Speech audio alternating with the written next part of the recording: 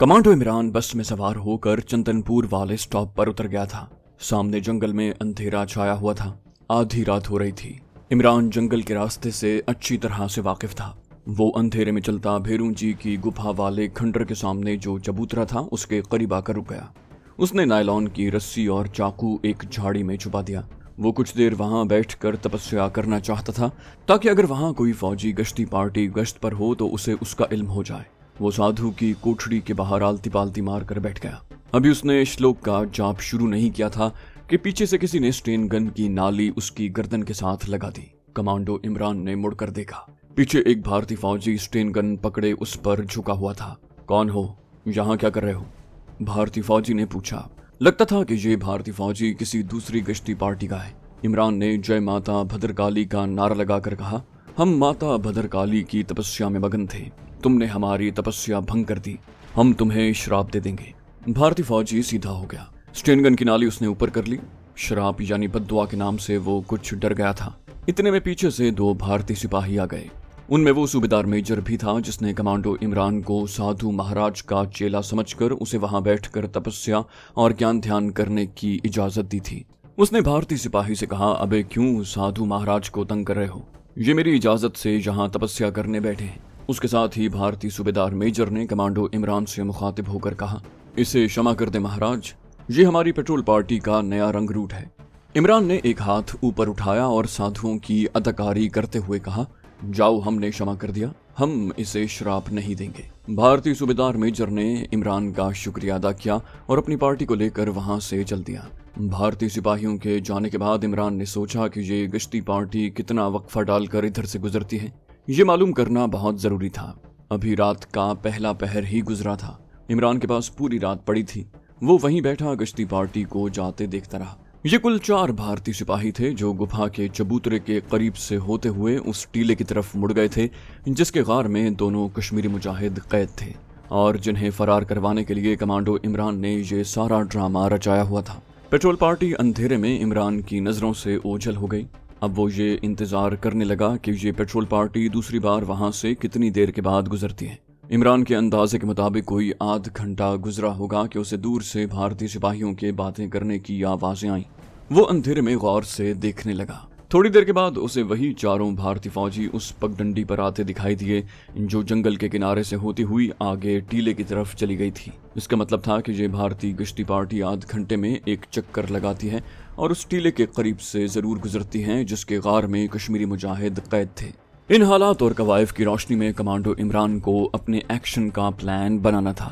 वो फौरन इस नतीजे पर पहुंच गया कि इस एक्शन में वक्त का बहुत अहम किरदार है और उसे एक मिनट का ख्याल रखना पड़ेगा। पिस्तौल और चाकू उसने अपने कपड़ों में छुपाया हुआ था। नायलॉन की मजबूत और बारीक सी रस्सी और औरतों का बालों में लगाने वाला स्टील का पिन, ये दोनों चीजें उसने अपनी करीबी झाड़ी में छुपाई हुई थी।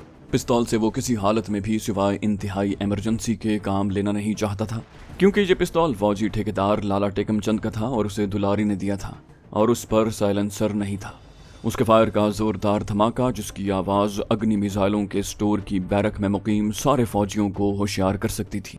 कमांडो इमरान अपने मंसूबे के मुताबिक सिर्फ नायलॉन की बारीक रस्सी से काम लेना चाहता था। भारतीय फौजियों की पेट्रोल पार्टी जा चुकी थी। इमरान उस पार्टी के दूसरे चक्कर के बाद अपना एक्शन शुरू करना चाहता था। उसे आध घंटा मजीद इंतजार करना था। घड़ी उसके पास नहीं थी। वो सिर्फ अंदाजे से वक्त का हिसाब लगा रहा था। रात गहरी होती जा रही थी। वो खुद भी यही चाहता था कि रात ज्यादा गहरी हो जाए। 30 या 35 मिनट गुजरने के बाद उसे एक बार फिर दूर से भारतीय सिपाहियों के एक दूसरे से हंसकर बातें करने की आवाजें सुनाई दी।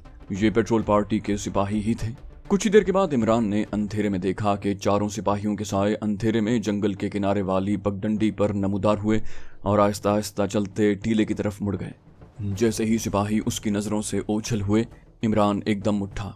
उसने करीबी झाड़ी के पास जाकर वहां से नायलॉन की रस्सी और हेयर पिन वाला प्लास्टिक का लिफाफा निकाला। रस्सी और हेयर पिन लिफाफे में से निकाल कर जेब में डाली और गुफा के अकब से होकर टीले की तरफ चलने लगा। वो बेहद एहतियात के साथ झुककर चल रहा था। वो चारों तरफ से बाखबर था और इतनी एहतियात के साथ कदम कदम चल रहा था कि उसके पांव की आहट तक पैदा नहीं हो रही थी। वो उन दरख्तों के पास आकर बैठ गया जहां से उसे टीला नजर आने लगा था। वो एक सेकंड का हिसाब रख रहा था ये उसकी कमांडो जिंदगी का एक अहम तरीन मिशन था जिसकी उल्टी गिनती शुरू हो चुकी थी। जब उसे टीले के आसपास गश्ती पार्टी के सिपाहियों के साए कहीं दिखाई न दिए तो वो उठा और टीले की तरफ बढ़ा। अंधेरे में 6-7 दरख्तों के करीब से गुजरने के बाद उसे टीले के सामने एक इंसानी साया हरकत करता दिखाई दिया। वो गौर से उसे देखने लगा। ये उन 2 भारतीय सिपाहियों में से एक सिपाही था जो टीले के गार के बाहर रात को पहरा देते थे। उसे दूसरा सिपाही नजर नहीं आ रहा था। इमरान दरख्तों की आड़ लेता अंधेरे में दबे पांव और आगे हो गया। अब उसे टीले के गार का दहाना धुंधला सा दिखाई देने लगा था। उसी गार के अंदर दोनों कश्मीरी मुजाहिद बंद थे। इमरान हैरान हो रहा था कि दूसरा सिपाही कहाँ चला गया है, क्योंकि उसने वाज़े तौर पर देख लिया था कि वहां सिर्फ एक ही भारतीय फौजी था जो कंधे से स्टेन गन लटकाए गार के दहाने के आगे टहल रहा था। इमरान के पास ज्यादा सोचने का वक्त नहीं था। उसे जो कुछ करना था आध घंटे के अंदर अंदर ही करना था, क्योंकि उसे यकीन था कि आध घंटे के बाद अपना चक्कर पूरा करके भारतीय गश्ती पार्टी इधर से जरूर गुजरेगी। एक भारतीय फौजी को खत्म करने के लिए मैदान साफ था, क्योंकि बहुत मुमकिन था कि दूसरा फौजी रफ़ा हाजत वगैरह के लिए गया हुआ हो। कमांडो इमरान की पेशेवराना सलाहियतें उसके तजुर्बों की रोशनी में पूरी तरह बेदार हो चुकी थी। जिस तरफ अंधेरे में वो छुपा हुआ था उसने उसी तरफ एक पत्थर उछाल कर गिराया। उससे जो आवाज पैदा हुई उसने भारतीय सिपाही को एकदम होशियार कर दिया। उसने स्टेन गन संभाल कर उस तरफ देखा जिस तरफ से आवाज आई थी। कमांडो इमरान ने नायलॉन की रस्सी अपने हाथ में ले ली थी और एक ऐसे जाविये पर अंधेरे में दरख्तों के पीछे घात लगाए खड़ा था कि जब भारतीय सिपाही उस तरफ आए तो वो पीछे से उसको दबोच सके। जैसे ही भारतीय सिपाही ने दरख्तों की तरफ अलर्ट होकर देखा, इमरान ने हल्की सी आवाज के साथ अंग्रेजी में कहा, हेल्प। भारतीय सिपाही यही समझा कि उसका साथी उस तरफ रफ़ा हाजत के लिए गया है और उसने आवाज दी है। वो दौड़कर दरख्तों के दरमियान आ गया। उसने अपने साथी सिपाही का नाम लेकर उसे आवाज दी। स्टेन गन उसने तान रखी थी। कमांडो इमरान उसे दूसरी बार अपने साथी की आवाज देने की मोहलत नहीं देना चाहता था। वो भारतीय सिपाही के पहलू में आ गया। भारतीय सिपाही जरा सा झुक कर चल रहा था और उसने एक बार फिर अपने साथी का नाम लेकर उसे आवाज दी। ये उसकी जिंदगी की आखिरी आवाज थी। कमांडो इमरान के बाजुओं के पट्टों में शेर की ताकत से भी ज्यादा ताकत आ चुकी थी। उसने पलक झपकने में लपक कर नायलॉन की रस्सी भारतीय सिपाही की गर्दन में डाली और उसे पूरी ताकत से कसकर एक जोरदार झटका दिया। ये सारे का सारा एक्शन एक ही वक्त में और 2 सेकंड में मुकम्मल हो गया था। सबसे पहले भारतीय सिपाही के हाथ से स्टेन गन नीचे गिरी। इमरान ने पूरी ताकत से उसकी गर्दन नायलॉन की रस्सी में जकड़ रखी थी और उसे झटके दे रहा था। भारतीय सिपाही का जिस्म कांपने लगा। फिर उसे एक शदीद झटका सा लगा और उसकी गर्दन इमरान के शिकंजे में ढलक गई। इमरान ने उसे छोड़ दिया। वो गिर पड़ा। इमरान ने उसकी गर्दन की एक जानिब उल्टा हाथ रख कर देखा। उसके दिल की धड़कन बंद हो चुकी थी। इमरान ने उसे वहीं छोड़ा और टीले वाले गार की तरफ बढ़ा। इतनी देर में टीले की दूसरी जानिब से निकलकर दूसरा भारतीय सिपाही सामने आ चुका था। इमरान जल्दी से एक दरख्त की ओट में हो गया। भारतीय सिपाही अपने साथी को वहां न पाकर कुछ हैरानी से इधर उधर देखने लगा। उसकी गन उसके कंधे ही से लटक रही थी। फिर उसने अपने साथी सिपाही को आवाज दी। जब कोई जवाब न आया तो उसने एक बार फिर आवाज दी और साथी सामने वाले दरख्तों की तरफ बढ़ा। इमरान उस वक्त उसके दाएं जानिब था और सिर्फ चंद मिनट के फासले पर अंधेरे में सांस रोके खड़ा था। जैसे ही भारतीय सिपाही उसके करीब से गुजरा, उसने चश्मे जदन में उसकी गर्दन में रस्सी का फंदा डालकर इतनी जोर से पीछे को झटका दिया कि भारतीय सिपाही लड़खड़ा कर दाएं पहलू को गिर गया। इमरान भी उसके साथ ही नीचे गिरा और उसकी गर्दन का फंदा उस वक्त तक कसता चला गया जब तक कि उसका दम नहीं निकल गया। दूसरे सिपाही का भी काम तमाम करने के बाद इमरान उसे घसीट कर ले गया और अंधेरे में दरख्तों के नीचे डाल दिया। उसके फौरन बाद वो पंजों के बल दौड़कर गार के दहाने पर आ गया। गार के मुंह पर लोहे का जंगला चढ़ा हुआ था जिस पर एक तरफ ताला लगा हुआ था। औरतों के हेयर पिन की मदद से इमरान मुश्किल से मुश्किल ताला खोल लिया करता था। इसकी उसे खास तौर पर ट्रेनिंग दी गई थी। उसने जेब से हेयर पिन निकालकर पहले ही अपनी उंगलियों में पकड़ लिया। जल्दी से उसने हेयर पिन के सिरे को ताले के सुराख के अंदर दोहरा करके डाला और जैसे ही ताले के अंदर का एक खटका हेयर पिन की चिमटी में फंसा, उसने एक झटका दिया और ताला खुल गया। उसे ये ताज्जुब जरूर था और अंदर से किसी कश्मीरी मुजाहिद की मौजूदगी के कोई आसार दिखाई नहीं दे रहे थे। जरा सा जंगला खोलकर वो गार में दाखिल हो गया और जंगले को फौरन बंद कर दिया। हेयर पिन उसके हाथ में ही था। गार में अंधेरा छाया हुआ था। उस अंधेरे में उसे खराटों की हल्की हल्की आवाज 2-1 बार सुनाई दी। उसने झुक कर देखा। जंगले से 10-12 फुट के फासले पर उसे 2 इंसानी साए जमीन पर लेटे हुए नजर आए। उसने कश्मीरी जबान में उनको मुखातिब करके हिलाया तो दोनों हड़बड़ा कर उठ बैठे और अंधेरे में आंखें खोलकर देखने लगे। कमांडो इमरान ने कश्मीरी में पूछा कि उनका ताल्लुक कश्मीर के किस महाज से है। दोनों मुजाहिदों ने कारगिल का नाम लिया। उसके फौरन बाद इमरान ने उनसे कश्मीरी में ही कहा कि मैं तुम्हें फरार करवाने आया हूँ, फौरन मेरे साथ बाहर निकल चलो। उसे मालूम हुआ कि उनमें से सिर्फ एक मुजाहिद के सामने की जानिब दोनों हाथों में हथकड़ी लगी हुई थी, बेड़ियां किसी के पांव में नहीं थी। जैसा कि दुलारी ने उसे बताया था, इमरान वहां रुककर हथकड़ी का ताला खोलने में वक्त जाया नहीं करना चाहता था। वो दोनों कश्मीरी मुजाहिदों को साथ लेकर गार से बाहर निकला, जंगले को उसी तरह दोबारा बंद किया और उन्हें अपने साथ दौड़ाते हुए दरख्तों के अंधेरे में गायब हो गया। रास्ते का तयन उसने जहनी तौर पर पहले से कर रखा था। जिस तरफ से वो खुद आया था, यानी जंगल की पगडंडी की तरफ से, वो उस तरफ नहीं गया था, क्योंकि उस तरफ भारतीय फौजी पेट्रोल पार्टी से आमना सामना हो जाने का खतरा था। वो दूसरी तरफ के दरख्तों और झाड़ियों में से होता हुआ बस स्टॉप वाली सड़क पर निकल आया। उसके सामने सबसे बड़ा मरहला उस इलाके से जल्द अज जल्द निकलना था। वो अपने साथ लाला टेकम चंद की जीप या दुलारी की गाड़ी नहीं लाया था। वो उन्हें अपने साथ लाना भी नहीं चाहता था। उन गाड़ियों से उनकी निशानदेही हो सकती थी और वो नहीं चाहता था कि मिलिट्री इंटेलिजेंस उन्हें अपनी जद मिले, क्योंकि अभी इमरान को उन लोगों के साथ ही रहना था और अपना सबसे अहम मिशन मुकम्मल करना था जिसकी खातिर वो वहां आया था। सड़क पर चलने की बजाय वो सड़क से हटकर खेतों में आ गया। जिस कश्मीरी मुजाहिद के हाथों में हथकड़ी लगी थी उसे दौड़ने में दिक्कत हो रही थी। जब वो उन्हें लेकर काफी दूर निकल आया तो उसने हेयरपिन की मदद से हथकड़ी का ताला खोल दिया और हथकड़ी उतार कर खेतों में फेंक दी। उसके साथ ही उन तीनों ने कलकत्ता शहर की तरफ दौड़ना शुरू कर दिया। वो उस वक्त तक दौड़ते रहे जब तक कि उनकी सांस नहीं फूल गए। उसके बाद वो चलने लगे, मगर वो काफी तेज चल रहे थे। वो क्वार्टरों के एक कतार के अकब से गुजरे तो इमरान को एक क्वार्टर के बाहर दरख्त के नीचे ऑटो रिक्शा नजर आया। वो तेज तेज चलते उसके पास आ गए। इमरान ने कश्मीरी मुजाहिदीन को रिक्शे में बैठने का इशारा किया। किसी जानिब से एक कुत्ते के भौंकने की आवाज आई। जब दोनों कश्मीरी मुजाहिद रिक्शे में बैठ गए तो इमरान ने ड्राइविंग सीट पर बैठते ही रिक्शे को स्टार्ट किया और थोड़ी देर के बाद रिक्शा सड़क पर कलकत्ते की तरफ भागता चला जा रहा था, मगर रास्ता काफी लंबा था। कलकत्ता एक बहुत वसीओ अरीज शहर है और वहाँ फासले बहुत ज्यादा होते हैं। शहर की रोशनियां करीब आकर पीछे को गुजरने लगी। अचानक रिक्शे के इंजन ने जवाब दे दिया और रुक गया। इमरान ने कहा, तेल खत्म हो गया है, इस तरफ से आ जाओ। मुजाहिदों को लेकर वो एक छोटी सी सड़क पर आ गया जो आगे जाकर बड़ी सड़क पर निकल जाती थी। इमरान उस बड़ी सड़क पर पहुंचना चाहता था क्योंकि वहां से उसे कोई ना कोई रिक्शा टैक्सी मिल सकती थी। कलकत्ता शहर में सारी रात टैक्सियां ऑटो रिक्शा चलते रहते थे। बड़ी सड़क पर पहुंचने के बाद वो थोड़ी दूर ही चले होंगे कि उन्हें एक खाली रिक्शा मिल गया। वो उसमें सवार हो गए। इमरान ने ड्राइवर से कहा, डलहौजी स्क्वायर चलो। वो ड्राइवर के आगे चितपुर या लोअर चितपुर रोड का नाम नहीं लेना चाहता था। इस तरह से जकरिया स्ट्रीट के इमाम मस्जिद साहब पर शक पड़ने का खतरा था, क्योंकि मुसलमानों का यह इलाका पहले ही कलकत्ता पुलिस और CID की निगाह में था। डलहौजी स्क्वायर का कमांडो इमरान ने इसलिए नाम ले लिया था कि उस चौक से कलकत्ते के कई अतराफ को सड़कें निकलती थीं। उनमें से एक सड़क लोअर चितपुर रोड की तरफ भी जाती थी। डलहौजी स्क्वायर पहुंचकर वो रिक्शे से उतर गए और पैदल चल पड़े। फुटपाथ पर मेहनत मजदूरी करने वाले मजदूर लोग गहरी नींद सो रहे थे। सड़क पर से किसी वक्त कोई गाड़ी गुजर जाती। रात काफी गुजर चुकी थी। सड़कों पर बत्तियां रोशन थी। इमरान मुजाहिदीन को लेकर रोशनियों से बचकर गुजरने की कोशिश कर रहा था। कश्मीरी मुजाहिदीन का लिबास कैदियों वाला नहीं था जिससे उन पर किसी को शुबा होता। वो आम कमीज पतलून में थे और खुश शक्ल नौजवान थे। वो उसके साथ तेज तेज चल रहे थे।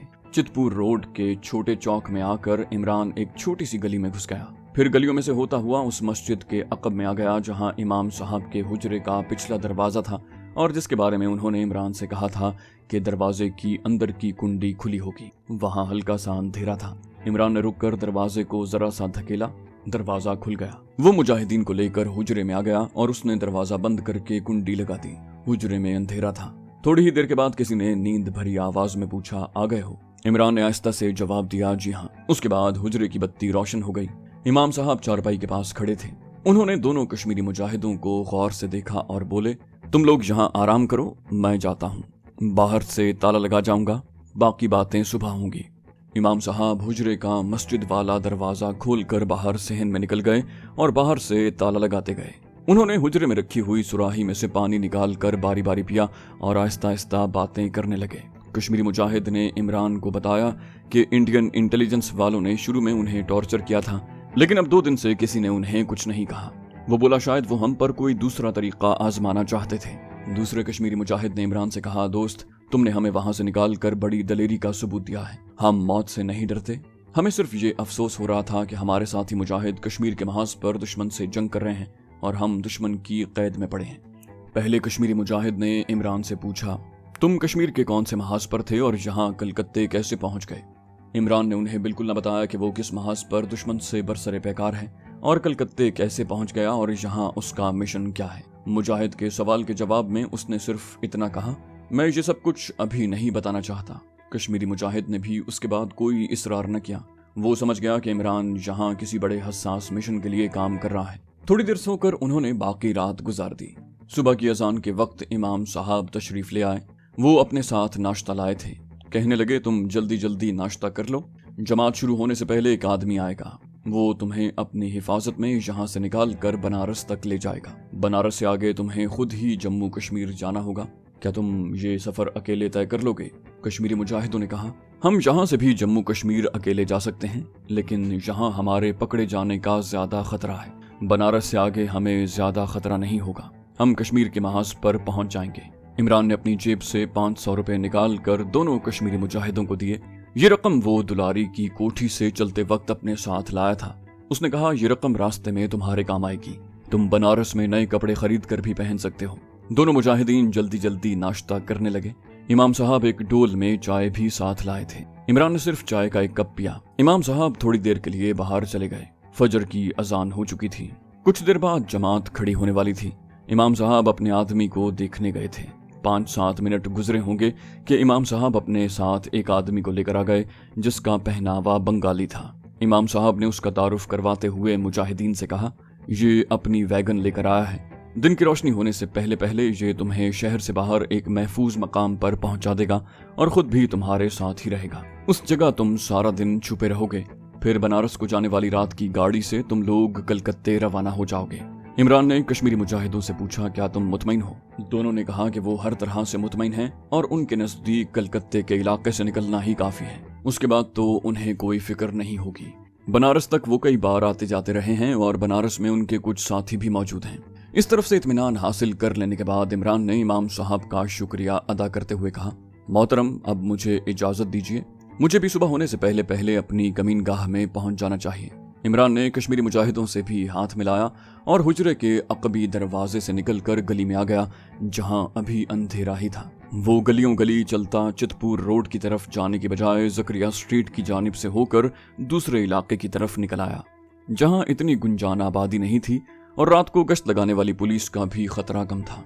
इमरान को सिर्फ इस बात की फिक्र थी कि उसके पास एक पिस्तौल और एक चाकू मौजूद था और पुलिस उसे बरामद कर सकती थी। चुनाचे वो गश्ती पुलिस की निगाहों से दूर रहने की कोशिश कर रहा था। इत्तेफाक से उसे एक खाली टैक्सी मिल गई। वो उसमें बैठ गया और ड्राइवर को उस इलाके की तरफ चलने के लिए कहा जहां फौजी ठेकेदार लाला टेकम चंद का बंगला था और जिस बंगले में दुलारी यकीनन उसका बेताबी से इंतजार कर रही थी। वो पिस्तौल किसी तरफ फेंक कर उससे छुटकारा हासिल कर सकता था, मगर यह पिस्तौल दुलारी के आशिक जार लाला टेकम चंद का जाती पिस्तौल था और दुलारी ने उसे दिया था। यह पिस्तौल इमरान ने दुलारी को वापस करना था। दिन निकल आया था जब इमरान लाला जी के बंगले पर पहुंचा। बंगले पर खामोशी छाई हुई थी। जब मालिक दिन के 11 बजे उठता हो तो नौकर कम से कम 10 बजे दिन तक जरूर सोते हैं। बंगले के दोनों नौकर अपनी कोठरी के बाहर चारपाई पर सो रहे थे। इमरान पीछे की तरफ से होकर अपने कमरे में दाखिल हो गया और उसने कमरे में आते ही खुदा का शुक्र अदा किया कि उसका मिशन बखैर खूबी कामयाब हो गया था। वो गुस्ल खाने में मुंह हाथ धोकर निकला तो दुलारी उसके बेडरूम में आ गई। आते ही आंखों में आंसू भरकर बोली, भगवान का शुक्र है तुम वापस आ गए। मैं सारी रात नहीं सो सकी। मैंने तुम्हें बंगले में दाखिल होते देख लिया था। जिस काम के लिए तुम गए थे क्या वो हो गया? कमांडो इमरान ने कहा, हाँ।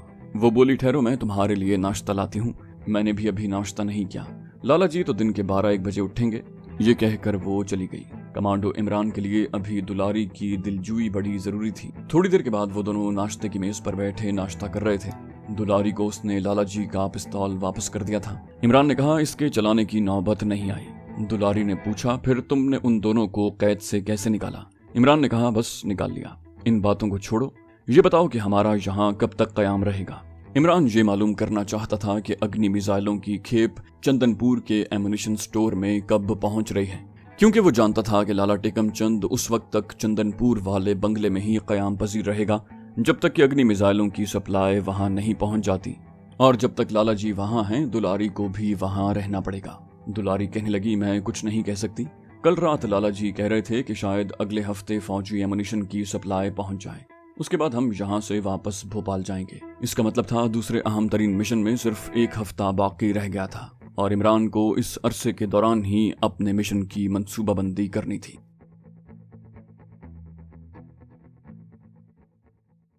दोस्तों, आप सबके बेहद इसरार पर हम इस्लामी कहानियां शुरू करने जा रहे हैं और सबसे ज्यादा जिसकी फरमाइश है वो हजरत खालिद बिन वलीद रज़ियल्लाहु अन्हु की दास्तान है। इस्लाम के बहादुर जर्नैल की दास्तान सुनने के लिए आप हमारे चैनल सिरात को सब्सक्राइब कीजिए। इंशाल्लाह आपकी दुआएं साथ रहीं तो ये सिलसिला ऐसे ही चलता रहेगा। और हमारी हौसला अफजाई के लिए आप हमारी वीडियो को लाइक और शेयर जरूर कीजिए। कमेंट करके बताइए कि आपको हमारी वीडियोस कैसी लगी। इंशाल्लाह जल्द ही अगली वीडियो में आपसे मुलाकात होगी। तब तक के लिए अल्लाह हाफिज।